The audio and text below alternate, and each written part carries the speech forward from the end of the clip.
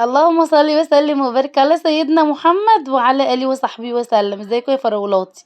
عايزة أقول لكم حسبي الله ونعم الوكيل، كلّهم نصابين ومنهم لله، وحياة ربنا.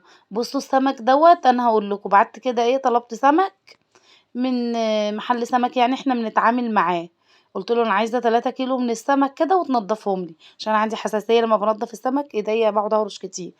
فلقيته جايب لي السمك ده، جِبت السمك كده وجيت أنضّفه، عايزة أقول لكم السمك ده ماير جدًا، جدًا، السمك بايظ جدًا، بُصّي جيت أغسله كده لقيت قلبه مهري، أضغط على السمكية ألاقي صباعي يدخل جوّه السمكية في لحم السمكية من ضهرها، اتصلت بيه ورجّعت له السمك ده وهيجيب لي سمك تاني، لو حصل معاكِ الموقف ده ما تسكتيش ورجّعيه حرام، يعني بُصّوا ما كانش عاجبني خالص.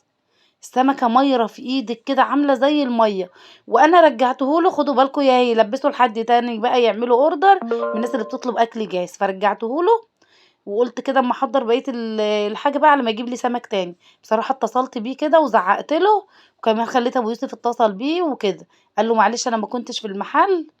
والولاد اللي في المحل يعني بعتوه، فهيبعت لي سمك تاني هنشوفه مع بعض.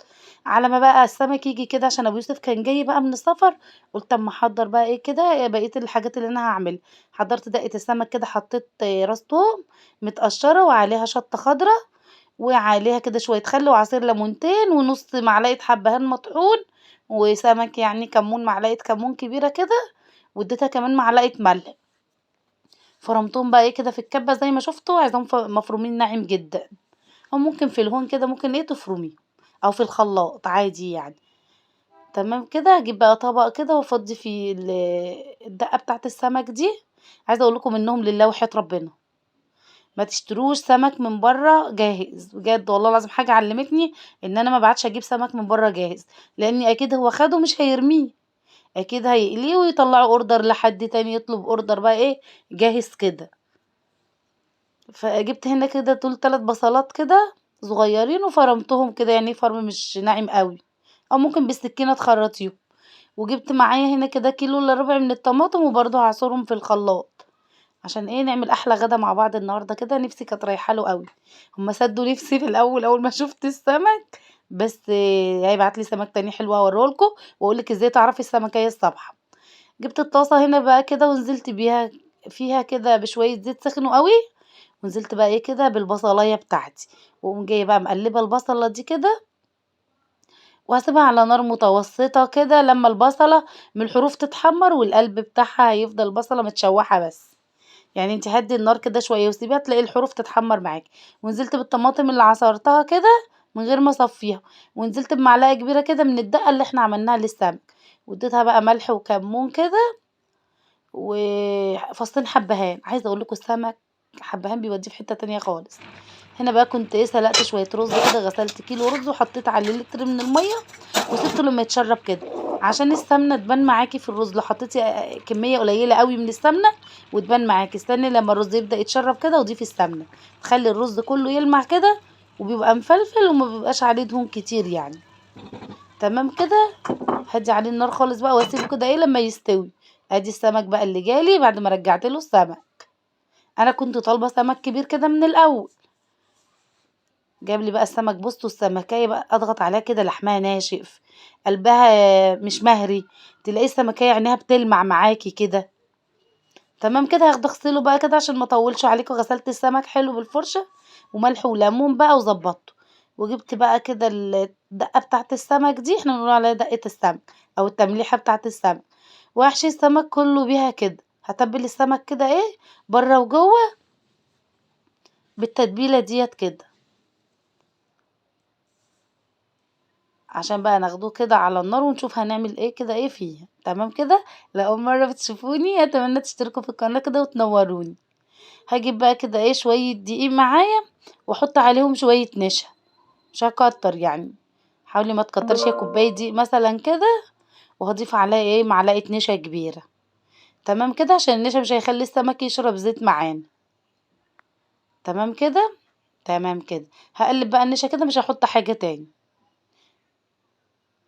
هاجيب بقى السمك كده وابدأ اعفره في الدقيق برّه وجوّه، ما باحبش أبدًا موضوع إن أنتِ السمكة تبقى مقلية من برّه والدقة جواها طرية، لأ، ما بتبقاش حلوة أبدًا، عفّري السمك كده بالدقيق برّه وجوّه ونفضيه كده حلو من الدقيق، واعملي السمك كله مرة واحدة بالدقيق كده، يعني عفّري السمك كله كده بالدقيق مرة واحدة، وتسيبيه على جنب عشان لمّا تيجي تقليه الزيت ما يتحرقش معاكِ. الناس اللي بتيجي عند آخر سمكتين 3 كده وتلاقي الزيت بدأ يسوَد منها والسمكة تتبهدل كده ويبقى شكلها مش لطيف وشاربة زيت. حطي السمك كده قلبيه في الدقيق كله كده مرة واحدة واركنيه على جنب، بيكون اتشرب شوية ونفضي الدقيق حلو أوي أوي منه كده. تمام كده. أيوه كده، الله ينور. تعالوا هنا بقى كده نشوف هنعمل هنكمّل إزاي. استنوا في شوية دقيق ورا كده، أنا كنت مستعجلة، أبو يوسف جاي من السفر وكان جه أساسًا والسمك ما كانش جه لسه وصل، فكنت مستعجلة بقى على الآخر. أنتِ عارفة لمّا جوزِك يبقى راجع من السفر كده ما عملتيش الأكل. خلاص كده بقى خلّصت وتعالوا بقى بينا على النار كده نقلي السمك ده مع بعض عشان نشوف هنعمل فيه إيه كمان. يالّا بينا، خلاص.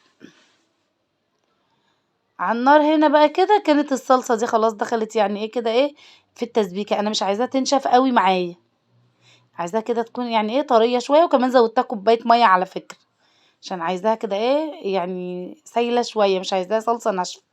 هاجيب بقى الزيت هنا كده وحطيت في طاسة غويطة بقى وهاسيب الزيت يسخن معايا حلو، واجيب بقى السمك كده عشان نبدأ نقلي سمك. بامسك السمكية بافتحها كده من عند البطن عشان أتأكد إن جواها يعني دخل الزيت، تمام، علشان تتأكدي إن السمكية تتحمر جوه وبره. تحطي السمك كده خلف خلاف،